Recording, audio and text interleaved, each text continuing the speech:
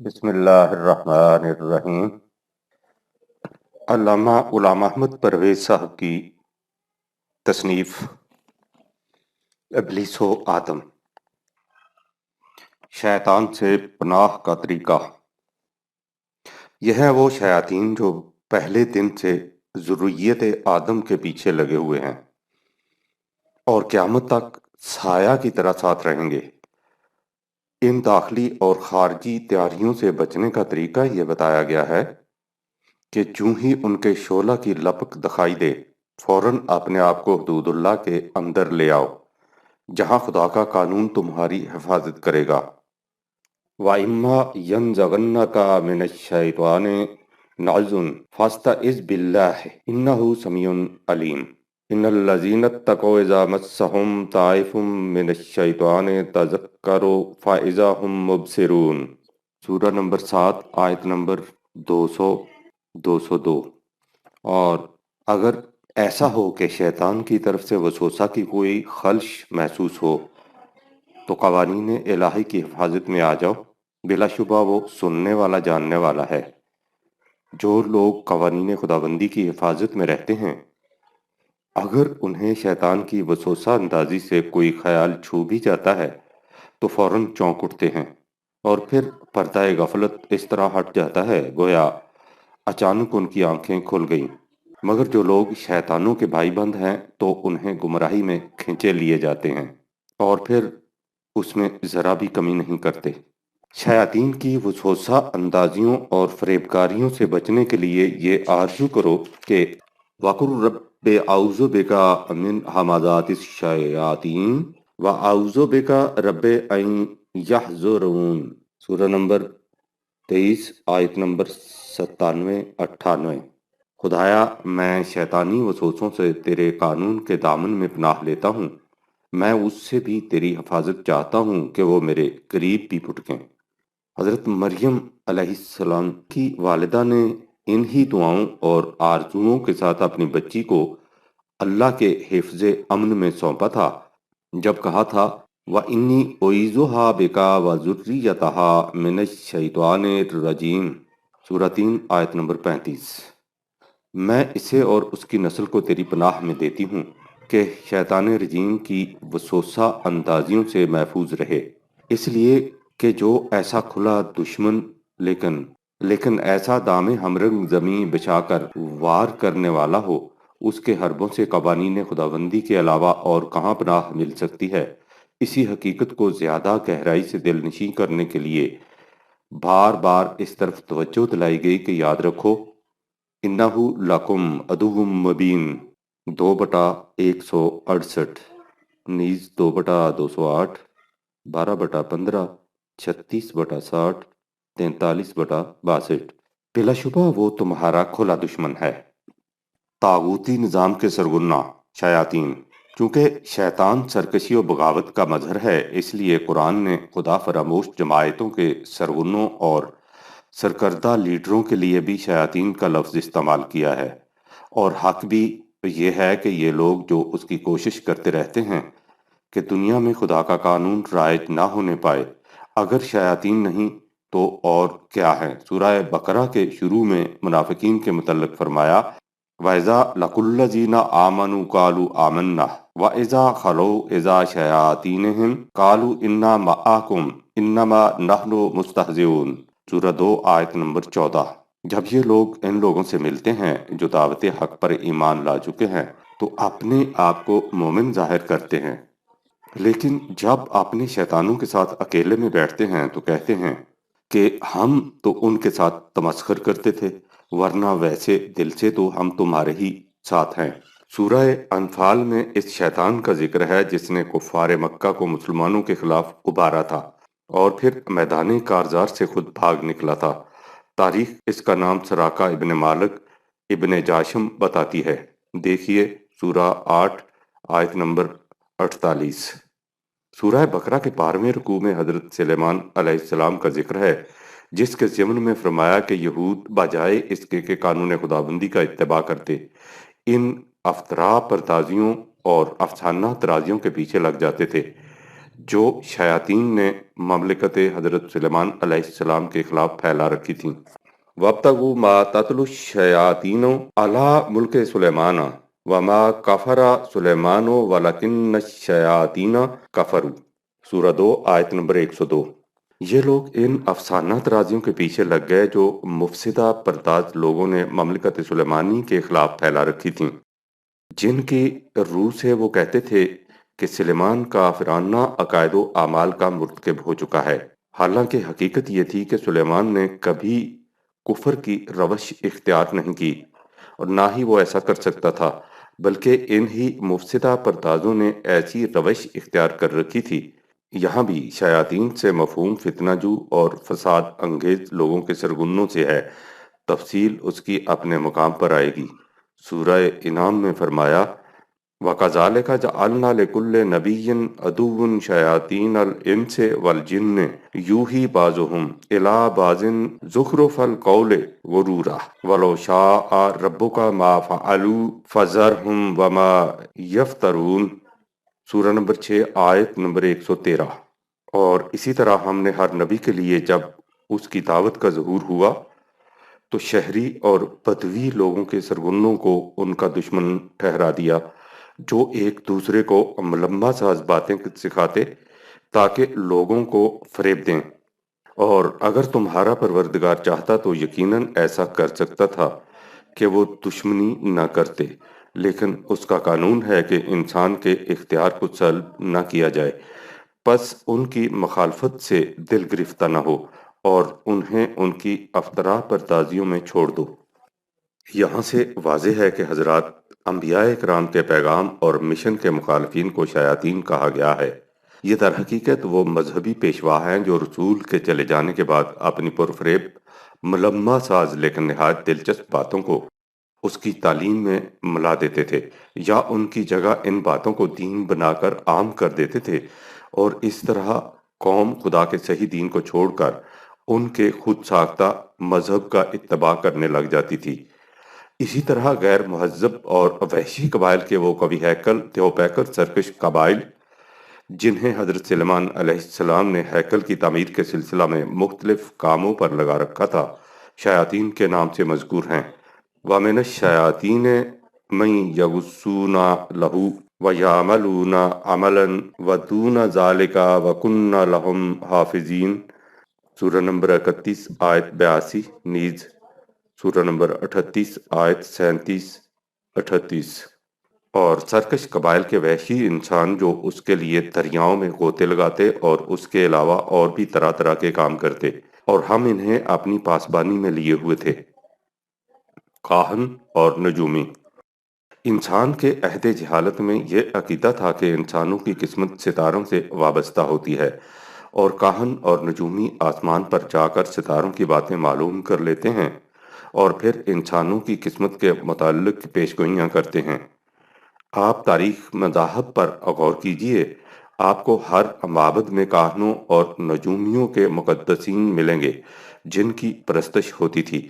قرآن کریم نے ان لوگوں کو بھی شیاطین کہہ کر پکارا ہے اور کہا ہے کہ عہد جہالت میں تو ان کا کاروبار چل سکتا تھا، لیکن اب جو قرآن کی روشنی سے فضا معمور ہو گئی ہے، اب اگر یہ آسمان پر جا کر حالات معلوم کرنے کی کوشش کریں گے تو علم و بصیرت کا آتشیں کوڑا ان کا تعاقب کرے گا اور یہ وہاں سے خاسر و ناکام بھاگ کھڑے ہوں گے۔ اب اس قسم کی توہم پرستیوں کا دور گزر چکا ہے۔ اب اگر ان کی کوئی بات ٹھیک نکل آتی ہے تو وہ محض قیاس آرائی کا نتیجہ ہوتی ہے، نہ علم و بصیرت کا نتیجہ، اور نہ ہی ان کی روحانی قوتوں کا کرشمہ۔ قرآن کریم کی آیات سورہ 15 16-18، سورہ 37 6-10، سورہ 67 5، سورہ طور کے دوسرے رکوع میں مذکور ہے ام عندہم خزائن ربک ام ہم المسیطرون، سورہ نمبر 52 آیت 37۔ اے پیغمبر، کیا ان کے پاس تیرے پروردگار کے خزانے ہیں، یا وہ یہ سمجھتے ہیں کہ وہ خود ہی دنیا کے جہان کے داروغہ بن گئے ہیں؟ سلسلہ کلام سے معلوم ہوتا ہے کہ یہاں ان کاہنوں یا نجومیوں کا ذکر ہے جن کی اس زمانہ میں پرستش ہوتی تھی۔ اس کے بعد ہے अम लहुम सुल्लमुन यस्तमिऊना फीहे फलियात मुस्तमिउहुम बिसुल्तानिन मुबीन। सूरा नंबर 52 आयत 38। या उनके पास कोई सीढ़ी है जिस पर चढ़कर वो आसमानों से राज की बातें सुन आते हैं।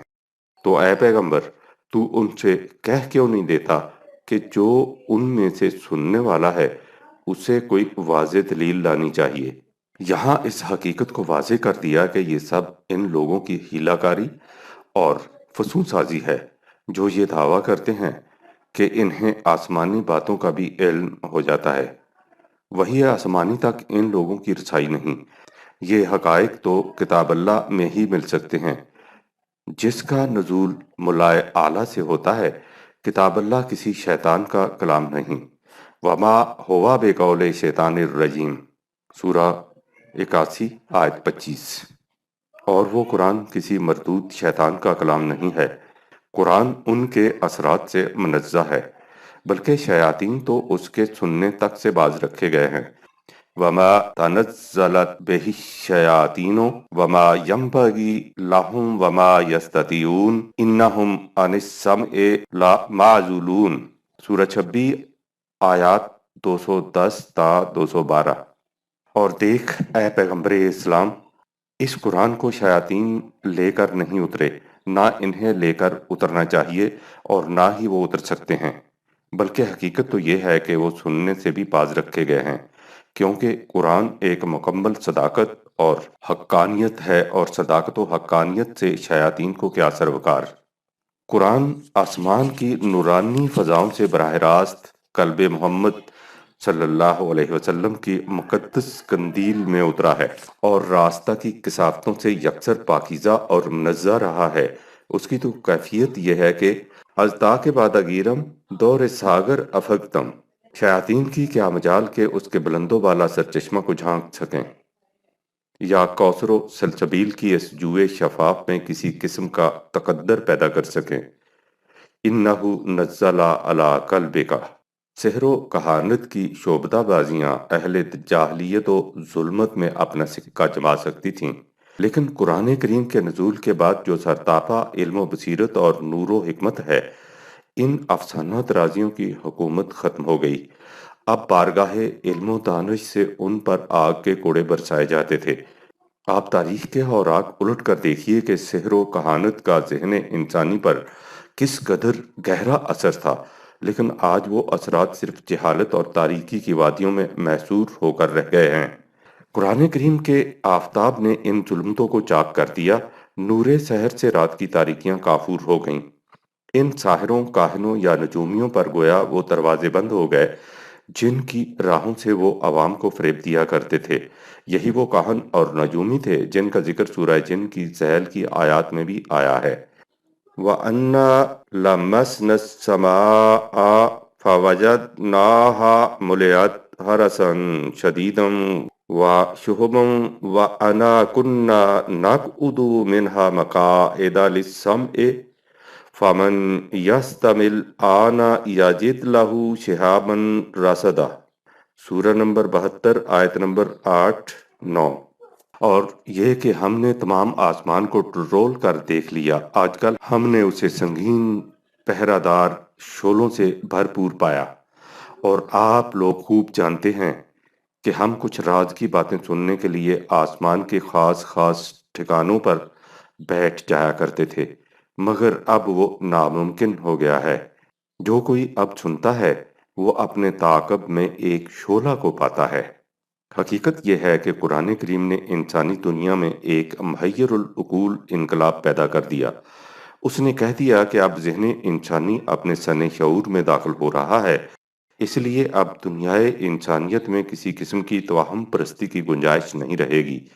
कुरान की दावत सर इल्म बसीरत और दलाइल इब्राहीम की दावत है। वो इंसानी अक्ल दानिश से अपील करता है और फ़िक्र व तदब्बर से काम न लेने वालों का ठिकाना जहन्नम करार देता है। लिहाजा नुज़ूल कुरान के बाद इस तवाहम परस्ती का दौर ख़त्म हो गया जिसमें पेशवाइयत प्रेस्टहुड का मुक़द्दस ताइफ़ा लोगों को इस फ़रेब में मुब्तला रखा करता था کہ وہ غیب کی خبریں جانتے ہیں اور انہیں آسمانی راز معلوم ہیں۔ یہی وہ شیاطین ہیں جنہیں قرآن کی بارگاہ علم و دانش سے آتشیں کوڑے پڑتے ہیں۔ قرآن نے تو یہ کہا تھا، لیکن اس کے بعد خود قرآن کی حامل قوم کی یہ کیفیت ہو گئی کہ اب ان کے ہاں قدم قدم پر وہ حضرات تشریف فرما ملتے ہیں جنہیں دعویٰ ہے کہ وہ غیب کی باتیں جانتے ہیں۔ وہ پیش گوئیاں کرتے ہیں اور لوگوں کو ان کی قسمت بتاتے ہیں، بلکہ قسمت بدل دینے کا دعویٰ کرتے ہیں۔ سوچئے کہ قرآن کا پیغام کیا تھا اور اس کی وارث قوم کیا کر رہی ہے۔ تحریف کتب سماوی عمل شیطانی تھا۔ قرآن سے بیشتر تمام کتب سماوی کے ساتھ یہ ہوتا رہا کہ رسول کی تشریف براری کے بعد شیاطین رسول کی تلاوت فرمودہ وحی میں اپنی طرف سے بہت کچھ ملا دیتے تھے اور یوں اس خالص آسمانی تعلیم کو محرف بنا دیتے تھے۔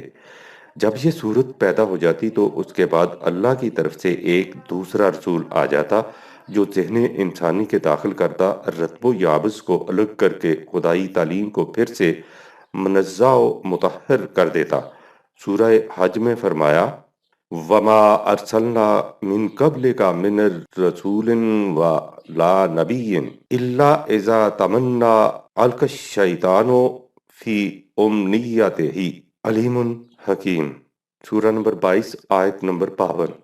اور اے پیغمبر، ہم نے تجھ سے بیشتر جتنے رسول اور نبی بھیجے سب کے ساتھ یہ معاملہ پیش آیا کہ جو کچھ انہوں نے تلاوت کیا اس میں شیطان نے کچھ اپنی طرف سے ملا دیا اور پھر اللہ نے اس کی آمیزش کا اثر مٹا دیا اور اپنی آیات کو اور زیادہ مضبوط کر دیا۔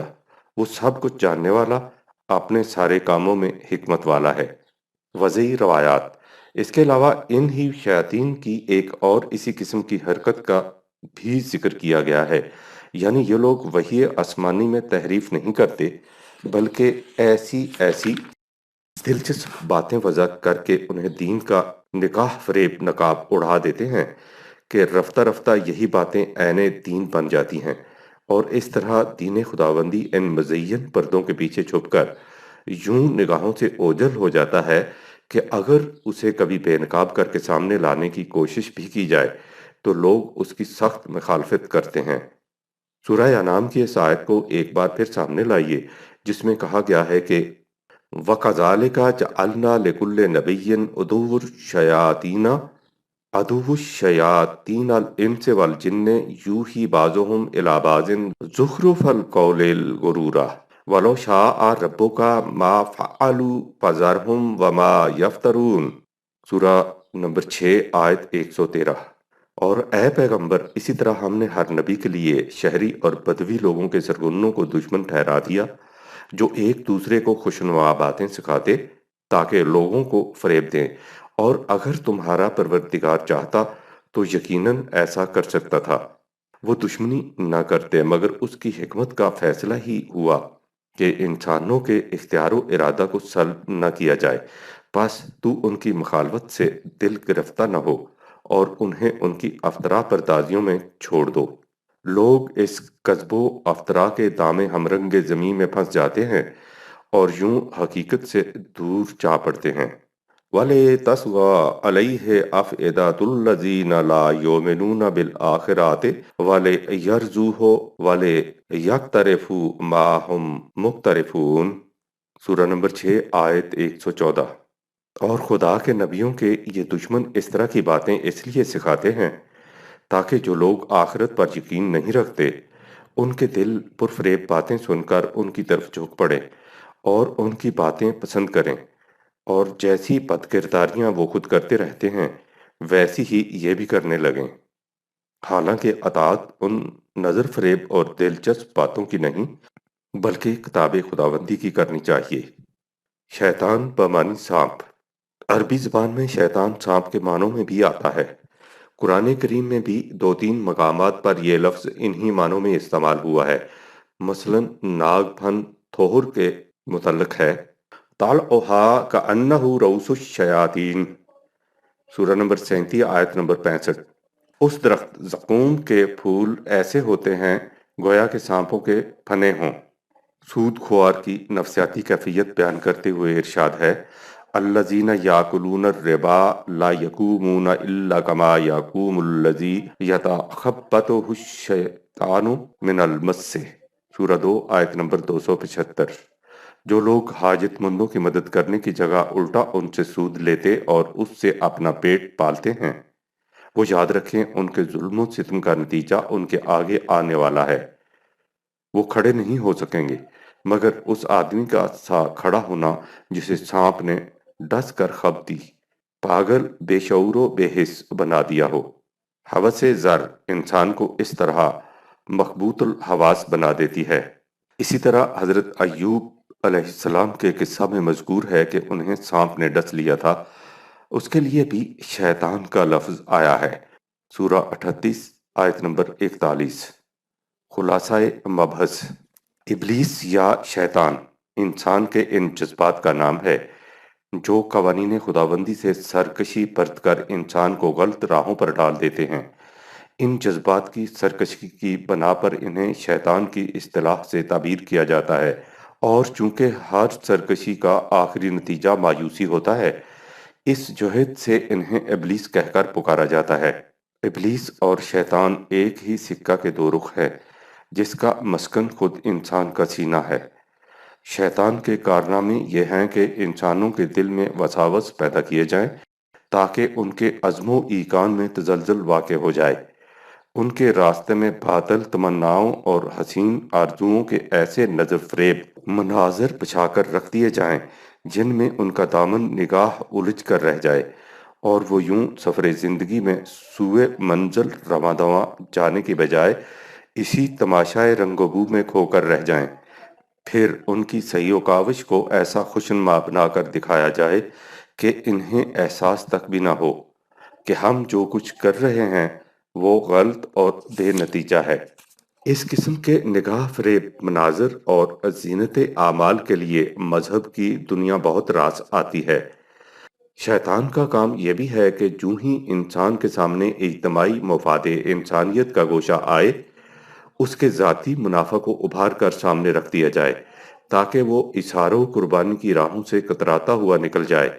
اس کے علاوہ مختلف انداز کی فتنہ پردازیوں اور مفسدہ انگیزیوں سے ایسی صورت حالات پیدا کرتا ہے جس سے حیات اجتماعیہ کا شیرازہ بکھر جائے، اور سب سے بڑی چیز یہ کہ وہ قلب انسانی کو خوف و حزن کا شانہ بنا کر اس کی غیرت و حمیت اور جرأت و بصالت کی دنیا کو برباد کر دیتا ہے۔ اس لیے حق پرستوں کی جماعت کو ہمیشہ شیطانی رجحانات و عواطف کی اطاعت سے روکا گیا ہے۔ شیطان کے علاوہ قرآن کریم نے اسی مقصد کے لیے طاغوت کا لفظ بھی استعمال کیا ہے، جس کے معنی ہر وہ غیر خدائی نظام ہے جو انسانوں کو خدا کی محکومیت سے ورگلا کر انسانوں کی اتباع و اطاعت سکھاتا ہے۔ یہ نظام حکومت و سلطنت کے علاوہ دنیا مذہب میں بھی عجیب کشش و جاذبیت سے کار فرما رہتا ہے، لیکن کسی غیر خدا کی اطاعت خواہ وہ حکومت و سلطنت کے رنگ میں ہو یا مذہب و عقیدت کے نقاب میں، بہرحال خدا سے کھلا ہوا شرک ہے۔ یہ بھی یاد رکھیے کہ شیطانی لغزشوں کے اسباب کہیں باہر سے نہیں آتے، بلکہ اس کے ذمہ دار خود انسانی اعمال ہوتے ہیں، اور اس سوسائٹی کے اثرات جسے انسان اپنے لیے اختیار کرتا ہے، اسی کو قرین کہا گیا ہے۔ قرآن کریم نے طاغوتی نظام کے سرغنوں کے لیے بھی شیطان کا لفظ استعمال کیا ہے، نیز سرکش و شعلہ مزاج وحشی قبائل کے لیے بھی، اور دنیائے مذہب میں ان کے لیے بھی جو وحی خداوندی میں تحریف و الحاد کرتے ہیں یا بڑی بڑی خوشنما اور دلچسپ باتیں وضع کر کے لوگوں کو کتاب خداوندی کی اطاعت سے دوسری راہوں کی طرف لے جاتے ہیں۔